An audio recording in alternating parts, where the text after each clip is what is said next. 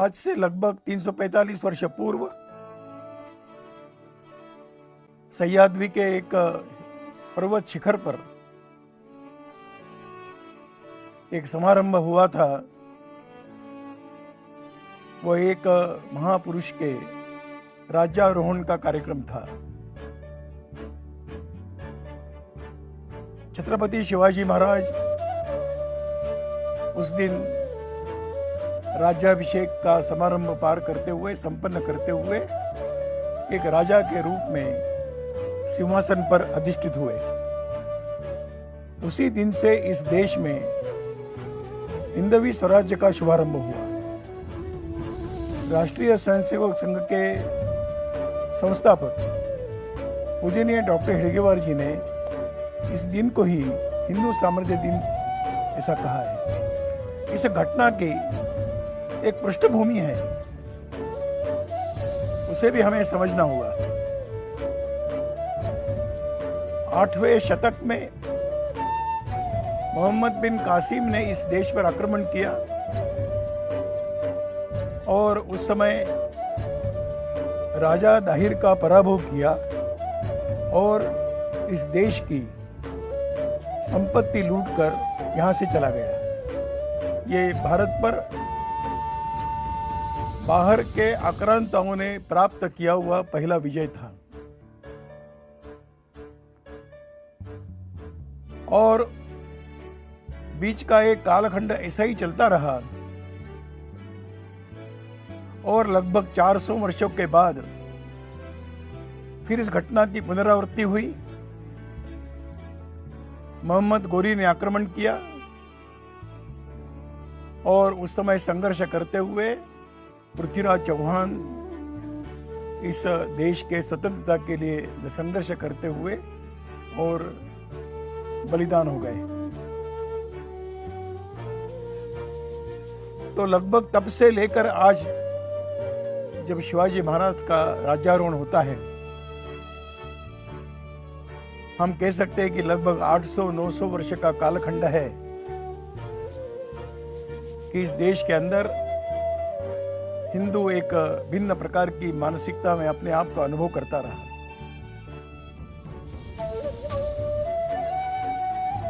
हिंदू यानी गुलाम, हिंदू यानी पराजित, हिंदू की मानसिकता हताशा की, निराशा की, इस प्रकार की एक बनती गई। मानसिकता इस प्रकार की होती गई कि दिल्ली के गद्दी पर बैठा हुआ वो हमारे लिए ईश्वर के समान है और इसलिए एक शब्दावली चला करती थी, दिल्लीश्वर हुआ, जगदीश्वर हुआ। इस प्रकार की अत्यंत एक हीन दीन अवस्था और अपने समाज की उस समय हो गई थी। भारत के लगभग 2/3 हिस्से पर मुगलों का साम्राज्य स्थापित हो चुका था। इसी कालखंड में सन 1630 में एक बालक जन्म लेता है, शिवनेरी नाम के किले पर लेता है और शिवाजी इस नाम से भविष्य में जाना जाता है। ऐसे एक श्रेष्ठ व्यक्ति का जन्म 1630 में हुआ है। परिस्थितियां जैसे मैंने कही कि 2/3 भारत मुगलों के कब्जे में था और इस अवस्था में इस चित्र का, इस देश का अगर कुछ परिवर्तन करना है, समाज का परिवर्तन करना है, इस देश में फिर एक बार अगर स्वाभिमान जगाना है तो कुछ होने की आवश्यकता थी। छत्रपति शिवाजी महाराज के बारे में हम जानते हैं कि उनके पिताजी उस समय शाहजी राजे मुसलमानों के दरबार में थे और बाल्यकाल में उनकी माता जीजाबाई ने ही उनका सब प्रकार से पालन पोषण किया।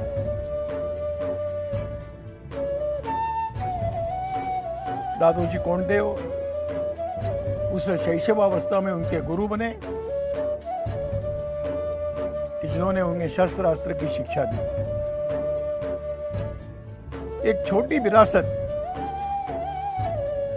शहाजी राजे के द्वारा शिवाजी को उस अवस्था में प्राप्त हुई, बहुत छोटी विरासत थी,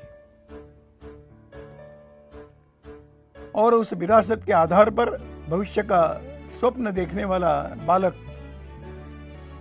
बड़ा हो रहा था।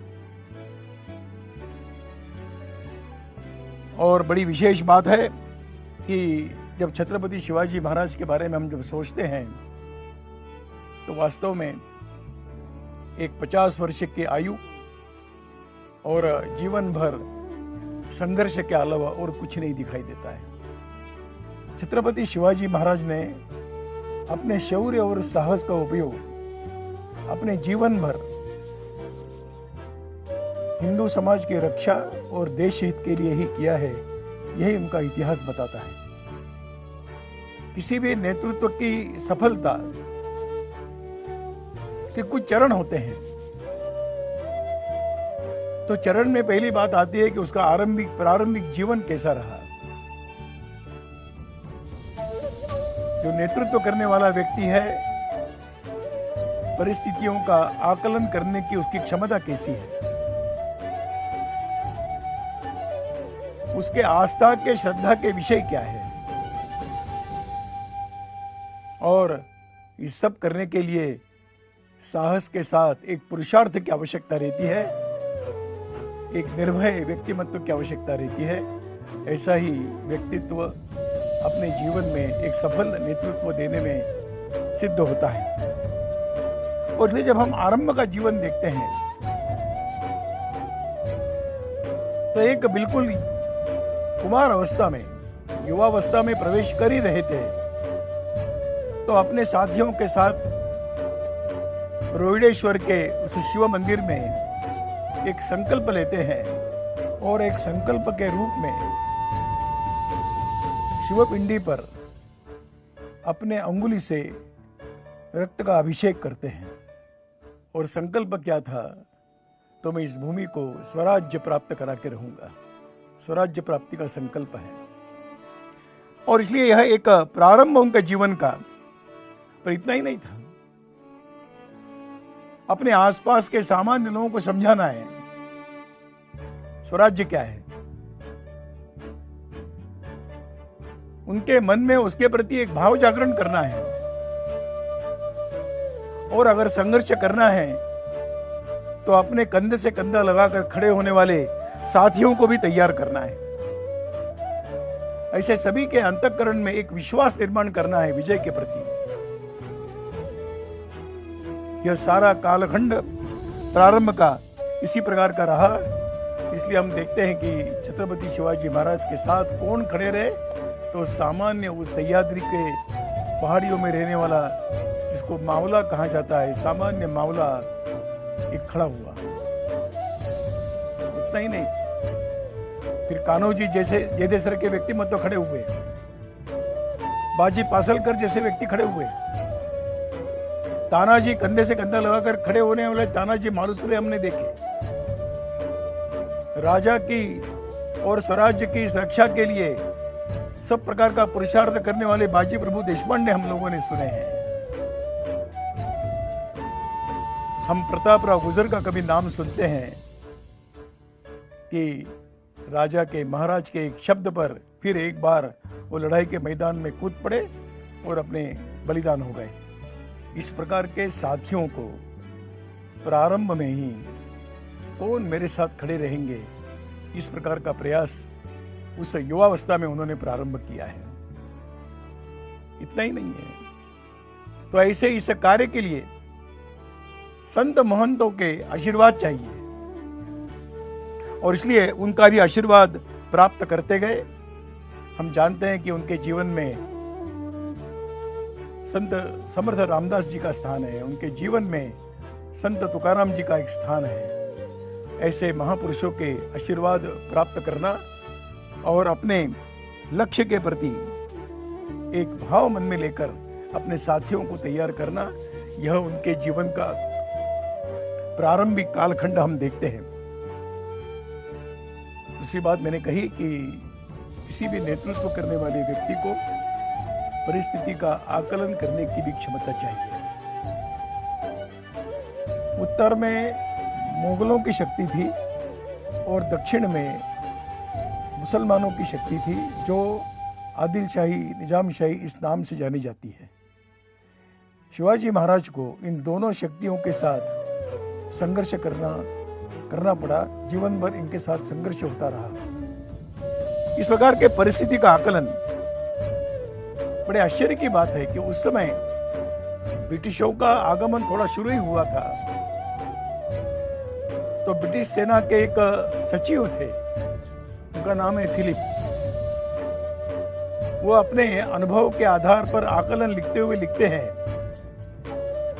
कि अगर छत्रपति शिवाजी महाराज और अगर 5-6 साल जीवित रहते तो अंग्रेजों का राज्य यहाँ होना मुश्किल था। इस प्रकार का परिस्थिति का आकलन करते हुए, निर्णय करते हुए अपनी रणनीति को तैयार करने वाला इस प्रकार का एक व्यक्तिमत्व शिवाजी के रूप में हम सबके सामने। जब किसी विशेष लक्ष्य के लिए चलना है तो अंतःकरण में एक आस्था चाहिए। तो पहले जो प्रारंभिक जीवन में उनकी आस्था अपने माँ के प्रति रही है। जिजामाई ने उन्हें स्वप्न दिया है, स्वप्न को साकार करने के लिए एक आशीर्वाद दिया है, एक जीवन की शुद्धता के लिए एक संस्कार दिए हैं। और इसलिए हम देखते हैं कि छत्रपति शिवाजी महाराज के जीवन के, माताजी के, जिजाबाई के जीवन के अंत तक उनके प्रति एक भिन्न प्रकार की आस्था, श्रद्धा उनके बारे में रही। और दूसरे उनके, जैसा मैंने कहा कि दादोजी कोंडदेव उनके शस्त्र अस्त्र विद्या के गुरु थे, उनके प्रति भी उनके मन में बहुत ही श्रद्धा और विश्वास उनके मन में था। लेकिन इतना ही नहीं है, तो ये विश्वास अपने साथियों में भी संक्रमित करना है। जब तक एक आस्था निर्माण नहीं होती तब तक व्यक्ति श्रेष्ठ प्रकार के पुरुषार्थ करने के लिए तैयार नहीं हो सकता। पुरुषार्थ मतलब शस्त्र नहीं है, पुरुषार्थ मतलब एक अंतःकरण की एक शक्ति है। उस शक्ति के बल पर इस प्रकार के लक्ष्य को प्राप्त किया जा सकता है। इसलिए उन्होंने अपने सब प्रकार के आसपास के लोगों के अंदर इस स्वराज्य के प्रति एक आस्था निर्माण की है। और जब आस्था अधिक गहन हो जाती है तो उसका परिवर्तन विश्वास में होता है, और इसलिए महाराज के प्रति विश्वास। वो कहा करते थे कि भवानी माता का मुझे आशीर्वाद प्राप्त है। देखिए कितनी श्रद्धा उनके अंतःकरण में रही होगी। भवानी माता मेरे आशीर्वाद के रूप में मेरे साथ है, सब प्रकार के सज्जनों का आशीर्वाद मेरे साथ है। और इसलिए इस प्रकार का एक विश्वास, आस्था का भाव, और हम एक सही दिशा में जा रहे हैं, हम एक धर्म युद्ध करने के लिए जा रहे हैं, इस प्रकार का आस्था का भाव उन्होंने अपने सभी साथियों में वो निर्माण करने का प्रयत्न किया। परिणाम क्या हुआ, जिसके बारे में वर्णन कई जगह पर आता है कि ऐसे एक सामान्य लोग तैयार हुए जिनके बारे में वर्णन करते हुए कहा गया कि जो कभी रुके नहीं, जो कभी थके नहीं, जो कभी किसी के सामने झुके नहीं और किसी भी कीमत पर बिके नहीं। यह बिना आस्था के संभव नहीं है। इसलिए अपने लक्ष्य के प्रति इस आस्था को निर्माण करते हुए उन्होंने इस सारे लक्ष्य की दिशा में आगे बढ़ने का प्रयास किया हुआ हम सब देखते हैं। इतना ही नहीं है तो सामान्य किलों की रक्षा करने वाले द्वारपाल इतने अनुशासित रहे। एक प्रसंग में जब आता है कि स्वयं छत्रपति शिवाजी महाराज ही अपने किलों की सुरक्षा की स्थिति क्या है देखने के लिए जाते हैं, तो द्वारपाल शिवाजी महाराज को भी रोक देता है। कहता है कि नहीं, हम आपको प्रवेश नहीं दे सकते। कहा मैं शिवाजी हूँ, बोले आप कोई भी होंगे, परंतु हमें आदेश है कि सूर्योदय के पूर्व किसी को भी किले के अंदर प्रवेश न दिया जाए, और इसलिए मैं आपको प्रातः काल तक प्रवेश नहीं दे सकता। इस प्रकार की आस्था, इस प्रकार का अनुशासन छत्रपति शिवाजी महाराज के प्रयत्नों से अपने अनुयायियों में संक्रमित हुआ है। आस्था नारों से, भाषणों से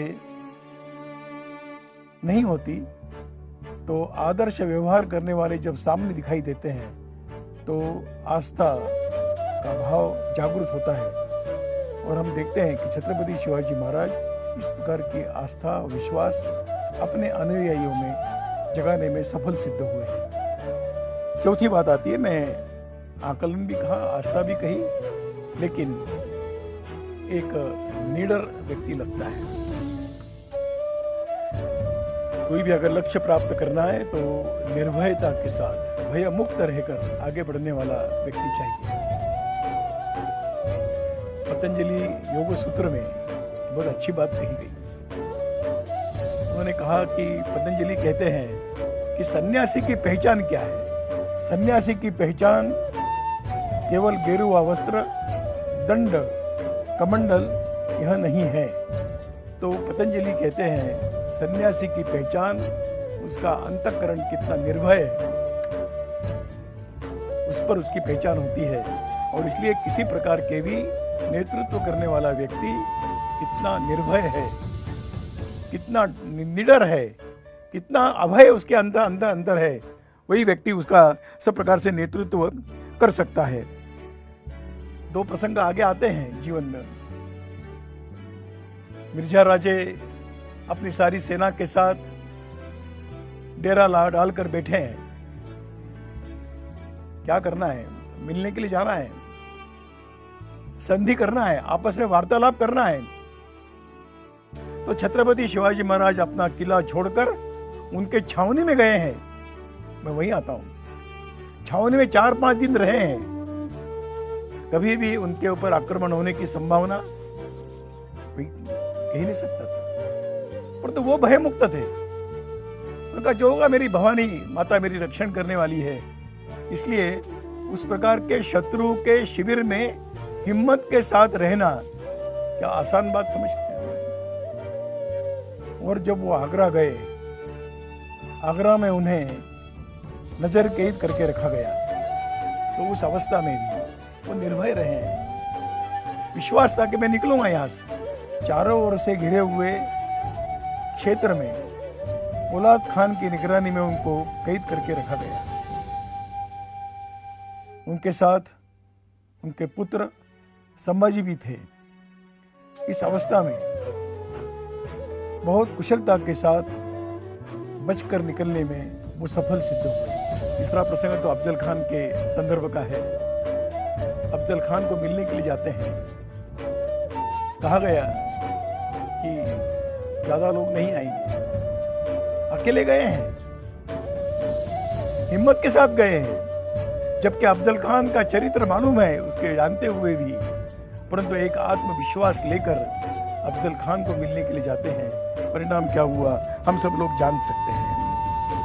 और इसलिए इस प्रकार का आरंभ से सब प्रकार के परिस्थिति का आकलन करते हुए, अपने अंतःकरण में सब प्रकार की आस्था रखते हुए और निर्भयता के साथ जिनका जीवन चला, उस व्यक्तित्व का नाम ही छत्रपति शिवाजी महाराज है। इस प्रकार का उनका जीवन। जब राज्याभिषेक का समय आता है, उनकी इच्छा नहीं है। आज के परिस्थिति में अगर हम देखेंगे, कौन राजा बनने के लिए तैयार नहीं है? मुझे स्वयं राज्याभिषेक करना है ऐसा कहते तो उसे कोई अनुचित भी नहीं मानता।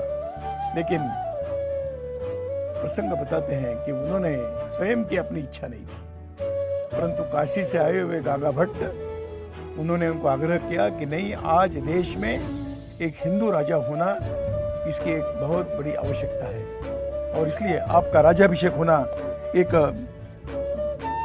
महत्व की घटना इस देश के इतिहास में मानी जाएगी।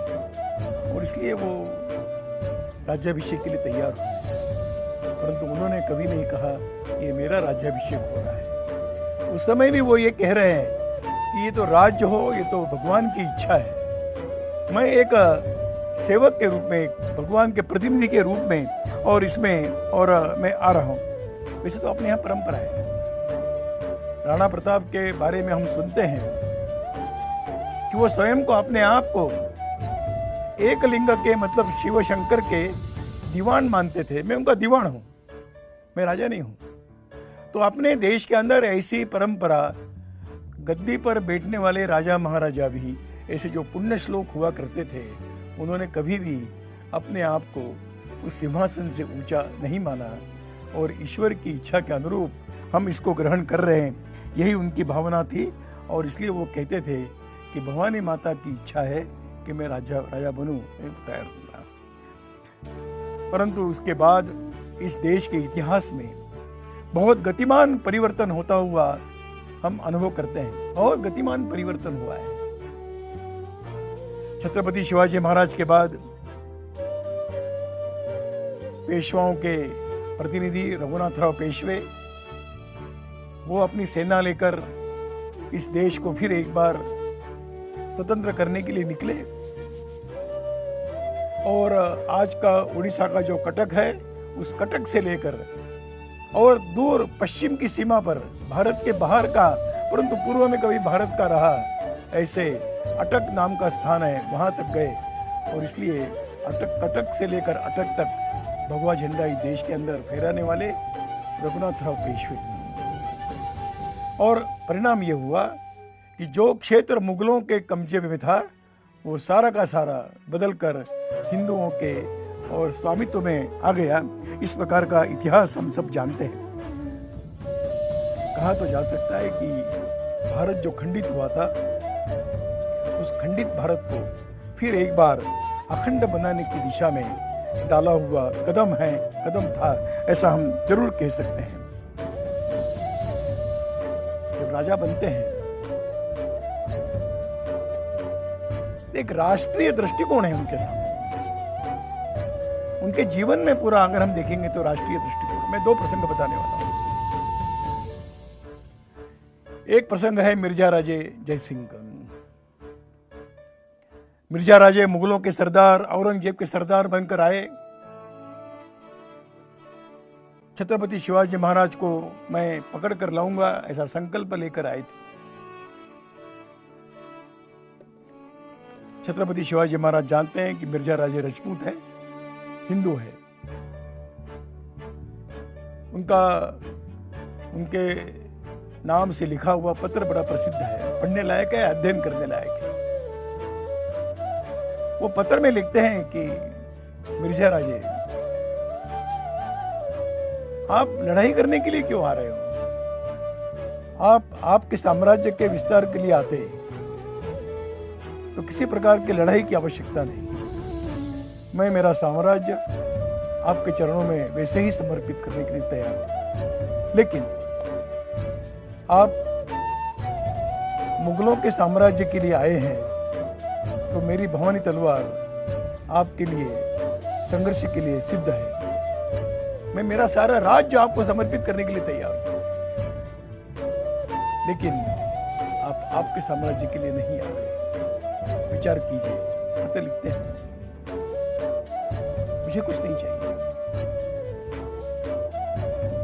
हो नहीं पाया अलग बात है, लेकिन छत्रपति शिवाजी महाराज ने अपना दृष्टिकोण उस पत्र के माध्यम से बहुत सशक्तता से रखने का प्रयास किया है। दूसरा एक प्रसंग है, जब आगरा से वापस आ गए थे, तो बीच के राजाओं से भी कुछ परिचय हुआ है।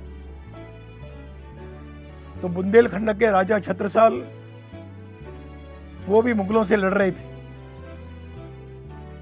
उन्होंने कहा कि शिवाजी महाराज आप आइए, हम और आप मिलकर इन मुगलों के सब प्रकार का पराभव करेंगे और ये सारा राज्य आपका हो जाएगा।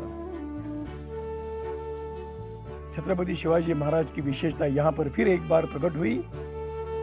उन्होंने कहा, मैं साथ दूंगा, हम लड़ेंगे, राज्य तुम्हारा होगा। मुझे कोई साम्राज्य विस्तार की अपेक्षा नहीं है, मेरी आकांक्षा भी नहीं है। क्या इस प्रकार का एक राष्ट्रीय दृष्टिकोण रखने वाला व्यक्तिमत्व है। उनके राज्य की रचनाएं जब वो करते हैं, तो उन्होंने कुछ बातें निश्चित की है। उनके विश्वसनीय लोगों में भिन्न भिन्न संप्रदाय के लोग थे, उसमें मुसलमान भी थे। उन्होंने कई लोगों को अपने साथ लिया कि जो इस स्वराज्य की स्वतंत्रता के लिए, स्वराज्य के लिए बलिदान होने के लिए, लड़ने के लिए तैयार है, वो किसी भी धर्म के हो, किसी भी जाति के हो, किसी भी संप्रदाय के हो, वो मुझे स्वीकार है। वास्तव में इतिहास में तो कई घटनाएं ऐसी है कि उस समय उनके बहुत निकट के रिश्तेदार उनके विरोध में खड़े हुए हैं, उन्होंने साथ नहीं दी है, उल्टा है मुगलों की मुसलमानों का साथ दिया। ऐसे उस समय के कुछ लोग रहे, उसमें चंद्रराव मौर्य वगैरह हम सब नाम सुनते हैं कि जिन्होंने और आक्रांताओं की सहायता की, तो वो तो इनके निकट के थे। परंतु छत्रपति शिवाजी महाराज के जीवन में दिखाई देता है कि इस प्रकार के और भेदभाव न करते हुए सबको साथ में लेकर चलने की बात ध्यान में आती। एक बात और ध्यान में आती कि जैसा ये सभी प्रकार का हम बिना भेदभाव मुक्त, हमारा भेदभाव मुक्त शासन रहेगा, हम जनता का विश्वास प्राप्त करेंगे। सामान्य जनों के मन में अगर सत्ता के प्रति अगर कहीं ना कहीं अविश्वास रहा तो कोई भी राजा न देश का हित कर सकता है, न समाज का हित कर सकता है। और इसलिए उन्होंने सामान्य जनों में अपने राज्य के प्रति एक विश्वास जगाने का प्रयास किया है। उन्होंने जो आदेश निकाले हैं समझने लायक है। उन्होंने महिलाओं की सुरक्षा की बात कही है। वो कहते हैं कि मेरे राज्य में, इस साम्राज्य में, स्वराज्य में कोई भी महिला पर अत्याचार नहीं होगा, और अगर अत्याचार होता हुआ दिखाई देगा तो उसको कठोर शासन किया जाएगा। वो किसानों की सुरक्षा की बात करते हैं, अपने सैनिकों को बताते हैं कि हम जहां भी जाएंगे किसानों को हम पीड़ित नहीं करेंगे। अगर उनसे अनाज लेना है हम पैसों से खरीद कर अनाज लेंगे, परंतु कोई भी अगर सेना का एक सैनिक अगर इसके विपरीत कुछ करता है तो उसे कठोर शासन किया जाएगा, वो कहते हैं। उन्होंने जैसे खेती की बात की वैसे ही न्याय की बात कही। उनकी न्याय व्यवस्था बड़ी प्रसिद्ध रही है। किसी पर भी मेरे राज्य में किसी के साथ अन्याय नहीं होगा, वो उसकी बहुत चिंता करते हैं। और उसी के साथ साथ साधु संत मठ मंदिर ये भी सुरक्षित रहे, इस प्रकार की अपने मंत्रिमंडल के माध्यम से उन्होंने इस व्यवस्था को भी करने का प्रयास किया है। उन्होंने अपने प्रधानमंडल की व्यवस्था करते हुए 8 उनके मंत्री थे, जिसको अष्टप्रधान कहा जाता है। उसमें 2 प्रधान ऐसे थे कि जिसके एक के पास न्याय व्यवस्था की जिम्मेदारी थी और एक के पास सब प्रकार के धार्मिक बातों की रक्षा करने की जिम्मेदारी थी। विशेषता ये रही कि ये सब प्रकार के संघर्ष के कालखंड में युद्ध भूमि में कभी गए नहीं और अपने ही स्थान पर रहते हुए इन 2 बातों की चिंता वो निरंतर करते रहे। ऐसे इनके ये 2 प्रधान थे। लगभग 300 किले उनके पास थे।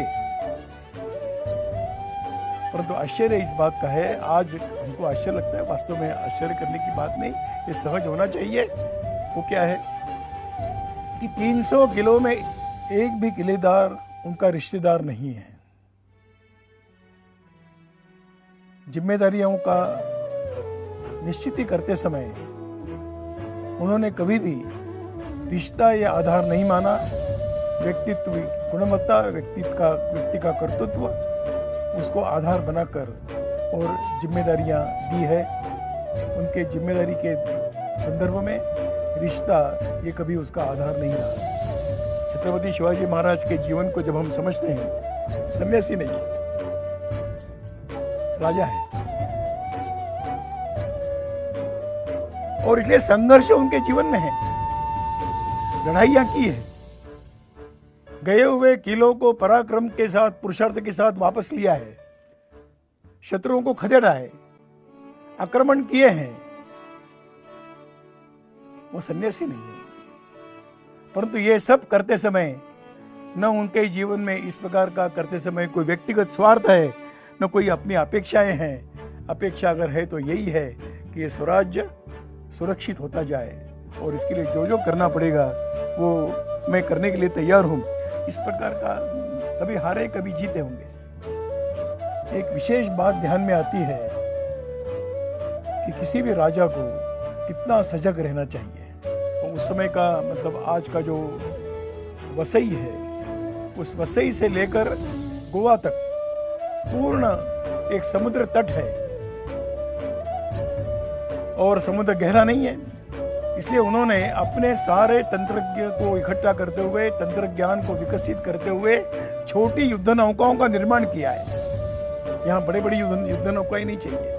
अंग्रेजों के पास बड़ी बड़ी युद्ध नौकाएं थी, परंतु छत्रपति शिवाजी महाराज ने छोटी युद्ध नौकाओं को विकसित करते हुए जो वहाँ की सुरक्षा कर सके, इस प्रकार का प्रावधान किया है। और इसलिए एक सभी दृष्टि से सोचने वाला, विचार करने वाला, नीतियां तय करने वाला, इस प्रकार का एक आदर्श राजा के रूप में छत्रपति शिवाजी महाराज का जीवन हम सबके सामने है। कोई कई कहते हैं कि औरंगजेब की शिवाजी महाराज की तुलना क्या होगी? तुलना नहीं हो सकती, कोई समानता नहीं है। एक है जो अपने निजी स्वार्थ के लिए अपने पिताजी को जेल में डाला है, अपने भाइयों को जेल में डाला है, अपने पुत्र को भी जेल में डाल दिया। ऐसा एक तरफ औरंगजेब का चरित्र है और दूसरी ओर छत्रपति शिवाजी महाराज का एक उज्जवल चरित्र है, उज्जवल चरित्र है। एक भी उनके जीवन में कोई उन पर आरोप कर सकता है ऐसा एक भी अवसर नहीं है। महिलाओं से भी, महिलाओं के संदर्भ में हो या आर्थिक व्यवहार के संदर्भ में हो, इतने 50 वर्ष की जिंदगी में, आयुष्य में, उस कालखंड में एक भी अवसर ऐसा नहीं है कि जिसके बारे में कहा जा सकता है कि यहाँ पर थोड़ी गलती हुई। कैसे तुलना करेंगे?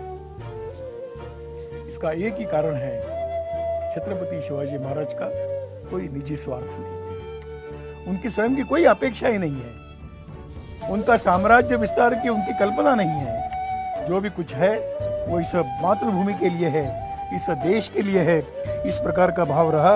इसलिए तुलना तो कर नहीं सकते, करना भी नहीं चाहिए।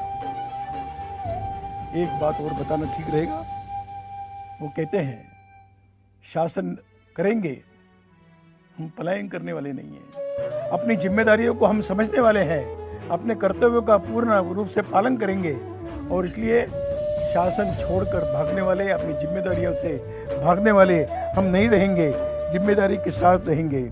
और जो युद्ध करेंगे तो केवल लड़ाई करने के लिए नहीं, झगड़ा करने के लिए नहीं, तो जीतने के लिए लड़ाई करेंगे। कितना एक स्पष्ट दृष्टिकोण उन्होंने अपने जीवन में वो रखा है। इस प्रकार का एक आदर्श उन्होंने अपने व्यक्तिगत जीवन में प्रस्तुत किया। आज भी अगर उनके उस सारी राज्य व्यवस्था का अगर कोई अध्ययन करेंगे तो ध्यान में आता है कि एक बहुत एक सुंदर समग्रता से उन्होंने एक राज्य व्यवस्था कैसी हो इसका एक खाका प्रस्तुत किया है। एक हमेशा के लिए एक ब्लूप्रिंट देकर गए और इसलिए हम समझते हैं कि समय समय पर जिनको शासन चलाना है, उन्होंने छत्रपति शिवाजी महाराज के शासन व्यवस्था को समझने की आवश्यकता है। एक आदर्श व्यवस्था उन्होंने अपने कालखंड में स्थापित की जो निरंतर कई वर्षों तक चलती रही। एक बात मैं और कहना चाहूंगा, व्यक्तिगत तो चारित्र संपन्न रहे, साहसी रहे, दृढ़ता के साथ चले, सब प्रकार के विपरीत परिस्थितियों पर मात करते हुए चले। इसका अगर कोई एक ही कारण अगर ढूंढेंगे तो उनका निस्वार्थ भाव है, उनके जीवन में स्वार्थ को शून्य स्थान है। यही उनके जीवन का एक संदेश है। और इसलिए वर्णन करते हुए क्या कहा गया, तो शायद ही दुनिया के इतिहास में किसी राजा को योगी नहीं कहा होगा, परंतु छत्रपति शिवाजी महाराज का वर्णन करते समय कहा गया वो तो श्रीमान योगी है, श्रीमंत योगी कहा गया। इसका एक ही कारण है, वो धर्म के लिए खड़े रहे, धर्म के लिए लड़े। स्वयं का उनका जीवन इस प्रकार से राष्ट्र के लिए, देश के लिए, समाज के लिए, हिंदू के लिए इस प्रकार का समर्पित उनका जीवन रहा है। एक सहज मन में विचार आता है कि ईश्वर अवतार लेता है, मनुष्य का रूप लेता है, उसका भी कुछ उद्देश्य होता है। भगवान राम ने यहां जन्म लिया, उनके जीवन का लक्ष्य ही इस दुनिया से, इस भूमि पर से जो भी दुष्ट शक्तियां हैं उनका संहार करना, यही उनका लक्ष्य रहा। तो इसलिए उनके जीवन के सारे प्रसंग उसे राक्षसी प्रवृत्ति का संहार करने के लिए गए हुए हैं। अगर भविष्य की घटनाएं घटनी है तो ये करना है। और अंत में रावण संहार होता है, वापस लंका में राज्य करते हैं, परंतु सारा जो रामायण है वो उनके राज्याभिषेक पर समाप्त होता है। वास्तव में ये उत्तर रामायण तो बाद में चला गया है। तो उनके जीवन का जो लक्ष्य रहा वो रावण जैसे शक्तियों का नाश करते हुए इस सारे भूमि को राक्षसी शक्तियों से मुक्त करना, यही जिनका संकल्प था। संकल्प बाल्यकाल से था, जन्म से था। संकल्प की पूर्णाहुति रावण संहार से होती है। भगवान कृष्ण का जन्म हुआ है, घटनाएं तो कई हैं। बाल्यकाल से ही संघर्ष है, शत्रु खड़ा है, परंतु हम देखते हैं कि भगवान कृष्ण का जीवन कहां पर समाप्त होता है कि जब पांडवों की विजय होती है, धर्म की संस्थापना होती है, उसके बाद का भगवान श्री कृष्ण का जीवन बहुत कम लोग जानते हैं। हम सब लोग भगवान श्री कृष्ण का जीवन महाभारत के युद्ध में विजय प्राप्ति तक की हम अनुभव करते हैं। तो जीवन का, उनके जीवन का कारण था, भगवान राम के जीवन का कारण रावण संहार रहा होगा, भगवान कृष्ण के जीवन का कारण सब प्रकार के धर्म राज्य की स्थापना रहा होगा। छत्रपति शिवाजी महाराज के जीवन का संकल्प इस देश को एक हिंदू साम्राज्य का एक चित्र निर्माण करना, यही उनके जीवन का संदेश रहा है। मैं समझता हूँ कि एक बहुत ही सटीक कहा गया कि ये छत्रपति शिवाजी महाराज का राज्याभिषेक दिन तो है, लेकिन उन्होंने कहा कि ये हिंदू पदपातशाही है, ये हिंदू साम्राज्य है, और इसलिए आज का ये दिन हिंदू साम्राज्य दिन इस नाम से ही वास्तव में जाना जाता है। इस दिवस के कारण, इस अवसर के कारण यहाँ का हिंदू समाज फिर एक बार आत्मविश्वास के साथ, पुरुषार्थ के साथ खड़ा रहे कि जो आज की सब प्रकार की असुरी और अधर्मी शक्तियों के सामने हिम्मत के साथ डटकर खड़ा रहकर एक विश्व को भी एक सही दिशा प्रदान करने वाला समाज अगर चाहिए तो ऐसे महापुरुषों के जीवन हम सबको प्रेरणा देते हैं। और इसलिए इस उत्सव का इस दृष्टि से महत्व है। मैं समझता हूँ कि छत्रपति शिवाजी महाराज का जन्म कब हुआ, उनका मृत्यु कब हुआ, उससे भी महत्वपूर्ण उनके जीवन का संदेश क्या है। वो संदेश है हिंदू साम्राज्य ही हम सबके अंतःकरण में रहे। इसी प्रार्थना के साथ ऐसे महापुरुष का स्मरण करते हुए आप सबको धन्यवाद देते हुए मेरी बात पूरी करता हूँ।